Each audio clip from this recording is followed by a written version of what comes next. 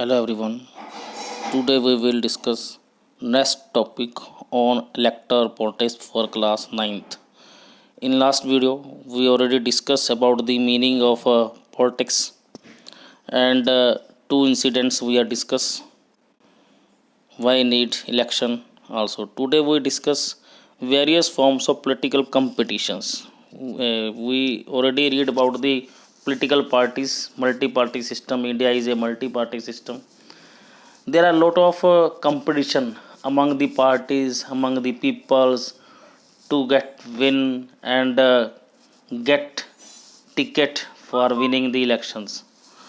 So there are few type of competitions are found in democratic system. Competition among several candidate for party tickets. इसका meaning क्या है कि जब election announce होते हैं तो हर पॉलिटिकल पार्टी अपने अपने कैंडिडेट कॉन्स्टिट्यूंसी के अंदर अपॉइंट करती है, मींस इलेक्शन के लिए खड़ा करती है. तो बहुत सारे कैंडिडेट कहते हैं कि हमें टिकट मिल जाए. जो ज़्यादा स्किल वाला पर्सन है वो अपनी दावेदारी पेश करता है, जो कम वाला है वो अपनी पैसे कर, कोई पैसे के साथ दावेदारी पेश करता है.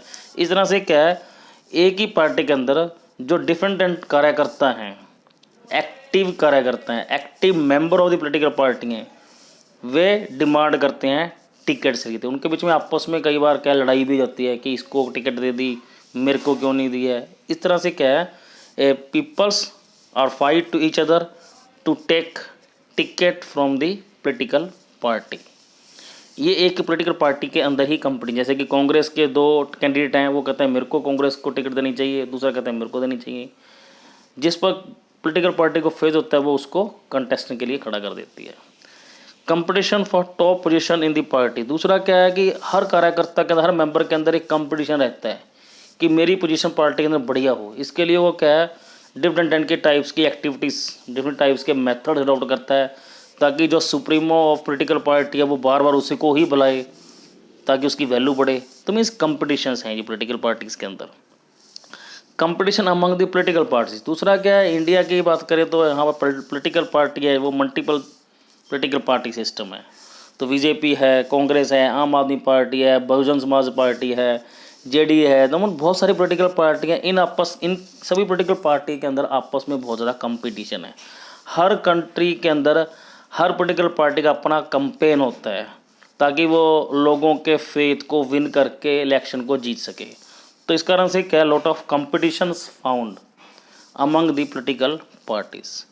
Competition between several candidate at constituency level. Constituency मतलब जिस एरिया के अंदर वोटिंग होनी है उसके अंदर मोर देन 5 मेंबर्स या 6 मेंबर या 10 मेंबर्स क्या है, कंटेस्टेंट हैं.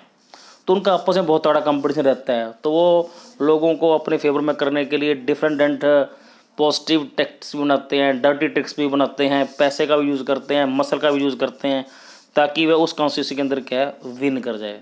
तो मतलब हम ये सीधी से हम ये बात कहें, इंडिया एक डेमोक्रेटिक कंट्री है. जिस टाइम भी इलेक्शन होते हैं जो करप्शन है वो 10 से 20% बढ़ जाती है.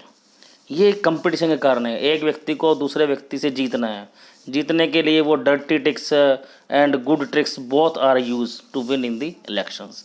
This type of competition found in democratic country in politics. Next is demerit. अब कहते हैं कि जो पॉलिटिकल कंपटीशन है इसके डीमेरिट भी हैं और इसके क्या मेरिट भी हैं. अब डीमेरिट क्यों होंगे, क्योंकि कुछ बंदों ने बहुत सारे बड़े बड़े मेथड अडॉप्ट करे, कुछ ने डर्टी ट्रिक्स यूज़ किए. जैसे कि जो कंपटीशन है पॉलिटिकल पार्टीज़ के, it creates a sense of disunity and factionalism in every locality.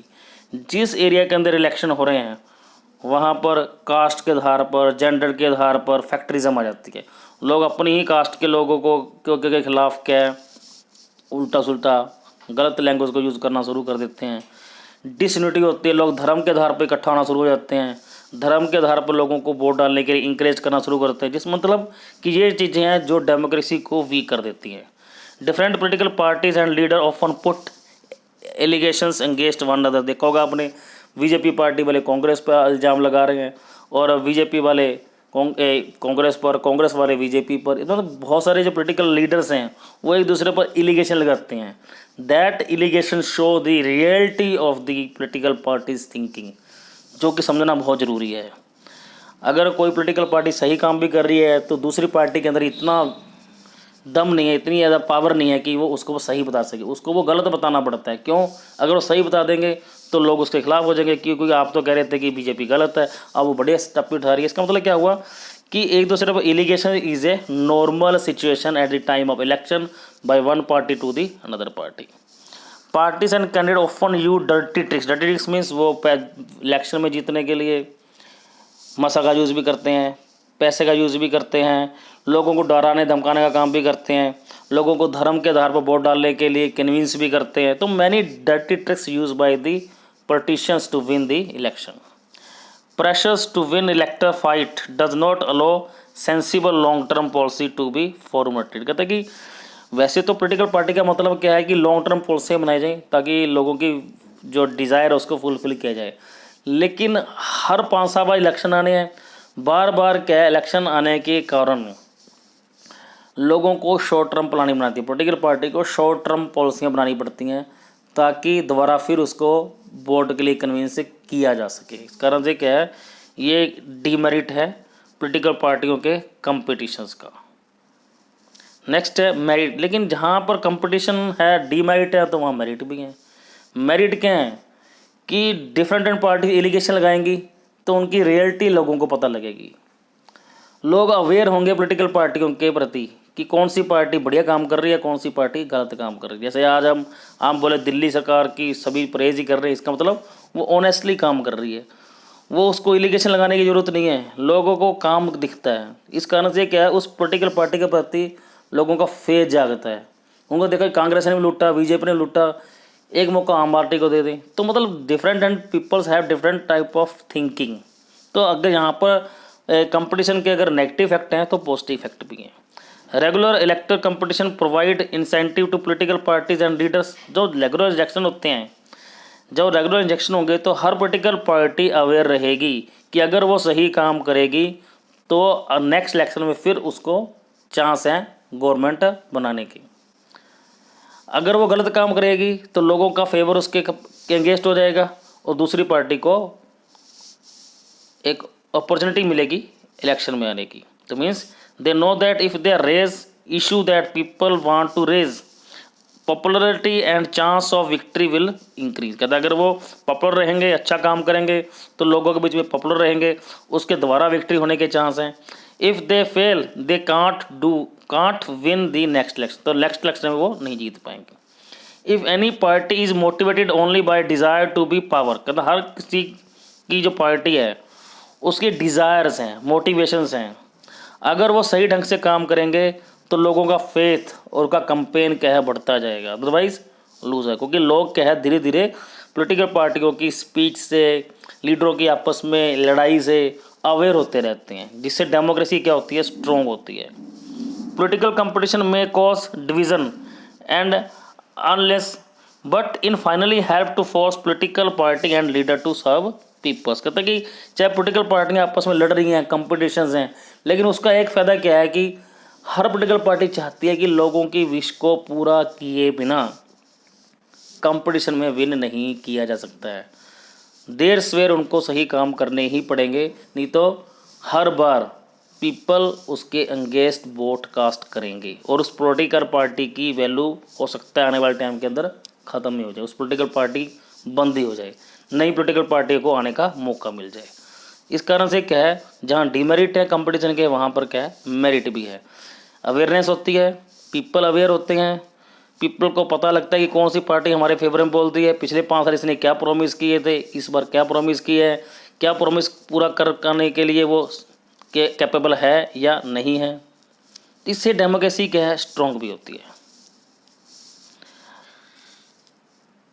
Indian election system process and procedure, इसको हम day by day in many PPTs we will be solve. First we take how we can call Indian election are democratic। हम पहला जो topic पढ़ेंगे इसके अंदर वो पढ़ेंगे हमारा जो इंडियन इलेक्शन सिस्टम है वो डेमोक्रेटिक कैसे है, क्यों है, क्योंकि यूनिवर्सल अडल्ट फ्रेंचाइज है। क्योंकि हमने क्या किया हुआ है कि यूनिवर्सल अडल्ट फ्रेंचाइज को अडॉप्ट किया, मीन्स दोज हु आर 18 और above the 18 have a right to cast vote without any discrimination. सब मीनिंग क्या है कि जिन लोगों की एज 18 या 18 साल से ऊपर है उसे वोट देने का अधिकार है, उसे किसी प्रकार का पक्षपात नहीं किया जाता है, चाहे वो रिच है, चाहे वो पुअर है, चाहे वो मेल है, चाहे वो फीमेल है, चाहे वो किसी भी कम्युनिटी से है, किसी से कोई भेदभाव नहीं है। 1 पर्सन 1 वोट 1 वैल्यू, एक व्यक्ति की एक ही वोट है और उसकी एक ही वैल्यू है। इस कारण से क्या है, हमारा सिस्टम क्या है, डेमोक्रेटिक है, किसी को भी वोट देने से मना नहीं किया जा सकता जिसकी एज 18 और 18 से ऊपर, उसे क्या बोलते हैं, यूनिवर्सल एडल्ट फ्रेंचाइज। इलेक्टर चॉइस दूसरा क्या है, हमारे देश के अंदर क्या है, मल्टी पार्टी सिस्टम है, बहुत सारी पार्टियां क्या मैदान में होती हैं, तो लोगों के पास बहुत सारे अल्टरनेटिव्स हैं कि अगर कांग्रेस नहीं है तो बीजेपी, बीजेपी नहीं है तो आम आदमी पार्टी, आम आदमी पार्टी बहुजन समाज पार्टी। तो इस तरह से क्या है, बहुत सारी पॉलिटिकल पार्टीज़ हैं जिसके बीच में आपस में क्या है, एक कंपटीशन होता है। जो पार्टी अच्छे कैंपेन लेके आएगी, अच्छी डिज़ायर को फुलफिल करेगी, वो पार्टी क्या विन करेगी। Election at regular interval, regular interval मतलब हर 5 साल के बाद इलेक्शन होते हैं, एमपी के हैं और एमएलए के हैं। तो लोगों के पास पावर है कि अगर 5 साल किसी गवर्नमेंट ने सही काम नहीं किया है तो नेक्स्ट इलेक्शन में दूसरी पार्टी को चांस मिल जाएगा। तो इस तरह से क्या है, डेमोक्रेटिक सिस्टम क्या है, स्ट्रॉन्ग हो जाता है। फ्री एंड फेयर है दूसरा क्या है कि डर्टी टिक्स यूज़ करते हैं नो डाउट, बस मसल यूज़ करते हैं नो डाउट, लेकिन इनको चेक करने के लिए एक पावर है जिसे बोलते हैं chief election commission. At the time of election chief election commission play the role to handle free and fair election in a country, ताकि क्या है कि जो गलत काम करते हैं उसकी कंप्लेंट हो सके, उसके चुनाव चिन्ह खत्म कर दी जाए, उसकी पार्टी की पॉलिटिकल पार्टी की मान्यता रद्द कर दी जाए। ये सारी पावरें क्या है, चीफ इलेक्शन कमीशन के पास होती है। उनकी गाइडलाइन के अंदर ही पूरे देश के अंदर इलेक्शन क्या है हेल्ड करवाए जाते हैं। उसके बाद different types of election India. India के अंदर क्या है, बहुत सारे टाइप हैं, बेसिकली 3 टाइप्स में डिवाइड किया गया इसको। जनरल इलेक्शंस हैं and by election and mid term election है। अब जनरल इलेक्शन का मतलब क्या है कि सेंट्रल गवर्नमेंट और स्टेट गवर्नमेंट दोनों ही इलेक्शंस क्या जनरल इलेक्शंस है, जो आफ्टर 5 ईयर हेल्ड होने ही होने हैं। अगर आप सेंटर में देखोगे तो मेंबर ऑफ पार्लियामेंट के इलेक्शन होंगे, स्टेट में देखोगे तो मेंबर ऑफ लेजिस्लेटिव असेंबली होंगे, एमएलए बोलते हैं जिसको। तो इसमें से लोकसभा और विधानसभा 2 चीज़ें हैं जहाँ पर every 5 year election will be held. Lok Sabha और विधानसभा स्टैंड डिजॉल्व, जब डिजॉल्व हो जाएंगी दोबारा फिर इलेक्शन हो जाएंगे। तो इलेक्शन जो सेंट्रल लेवल पर इलेक्शन है, पूरे देश को 543 कॉन्स्टिट्यूंसी के अंदर डिवाइड कर दिया जाता है। फिर हर कॉन्स्टिट्यूंसी के ऊपर एक व्यक्ति विन करता है, तो उसको सभी लोग वोट डालेंगे, एक व्यक्ति का एक ही वोट है। फर्स्ट जनरल इलेक्शन हमारे हुए थे 1952 के अंदर और रिसेंटली हुए हैं 2019 के अंदर। बाई इलेक्शन क्या है, अगर किसी भी एमएलए या एमपी की डेथ हो जाती है या फिर किसी कारण से उसको रेजिग्नेशन देना पड़ता है तो उस पर दोबारा इलेक्शन किए जाते हैं, उसे क्या बोलते हैं, बाई इलेक्शन बोलते हैं। Mid term elections, mid election मतलब क्या, जब कोई पॉलिटिकल पार्टी देश को सही नहीं चला पाती है तो वहाँ पर एमरजेंसी इम्प्लीमेंट हो जाती है, तो वो पार्टी क्या है डिसॉल्व कर दी जाती है, दोबारा फिर क्या है इलेक्शन किए जाते हैं, उसे क्या बोलते हैं, मिड टर्म इलेक्शंस बोलते हैं। Thank you, have a nice day. If you have any problem directly discuss to me.